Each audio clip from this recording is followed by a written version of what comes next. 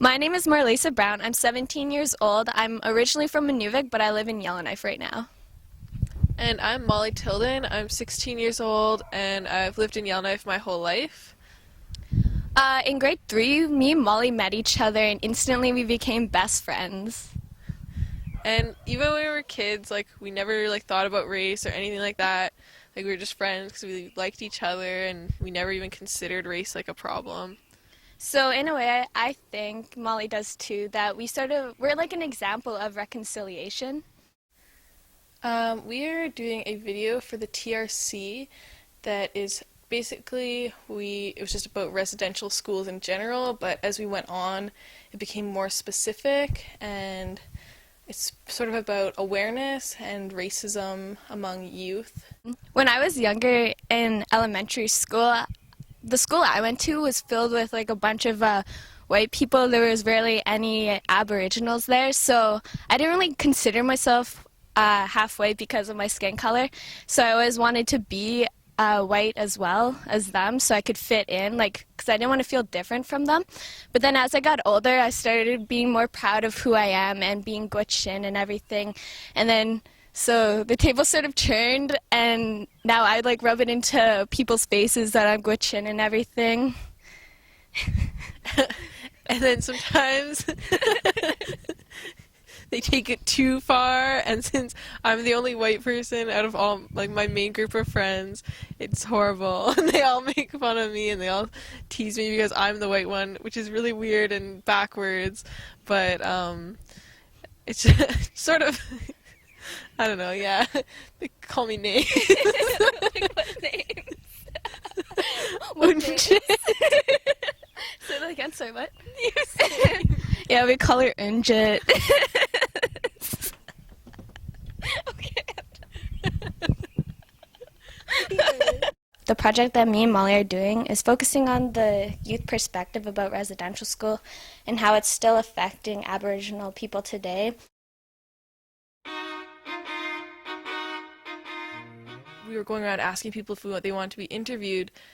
When we said residential schools, tons of people said, "What's that? I don't know anything about that." They don't want to be interviewed because they don't know anything about it. So even the footage that we have doesn't represent the full scale of the people we talked to, because there were so many people that just didn't know anything, and they live in a community full of people who went to the residential schools. I don't know how to feel. It's really hard to put it in words. I don't really know, I didn't experience it. It's sad that it happened. I know people that have been through it, and it sucks, but I don't know how to feel. When people just have that awkward feeling. It's less awkward, more sorry. I don't know. Just not really interested in it. I don't really care.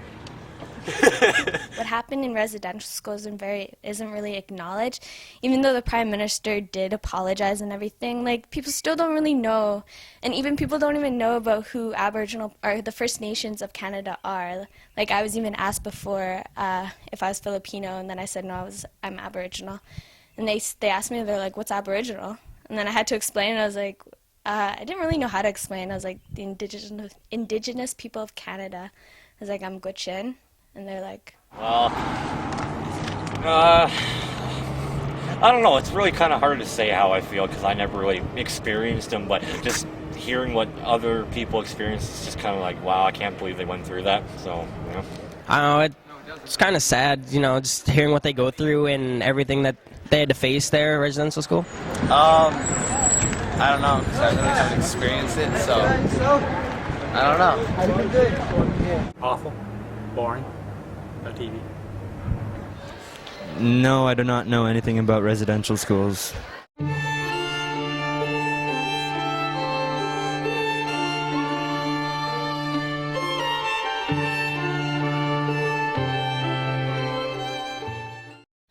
the non-Aboriginals, they said that nothing really was happening, even though a few of them I know actually were the ones who always said racist comments, even jokes, but then those jokes aren't really jokes, they're just harmful.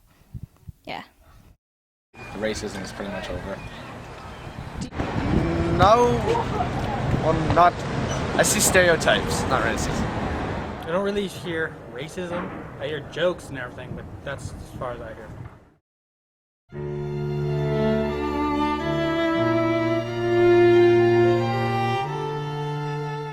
A lot of Aboriginals aren't just on the street for being on the street because they're alcoholics. Like, there's a reason for everything that happens, and unfortunately, residential school was one of the reasons for that to occur to them. It really bothers me because they have no idea, they don't understand what Aboriginal people have gone through or anything, and they just assume that they're all drunks because for whatever reason, like they just think they're all dirty and whatnot. Mad. I hate it. Like, they shouldn't say anything. Like, if I hear a white person say something racist about natives, I should be going up to them and be like, yo, what you say about my people like that? It's just not right. It's not a good thing. It's rude. Sometimes, yeah. And, I don't know, people, dirty looks, and they don't trust issues and everything that's going on.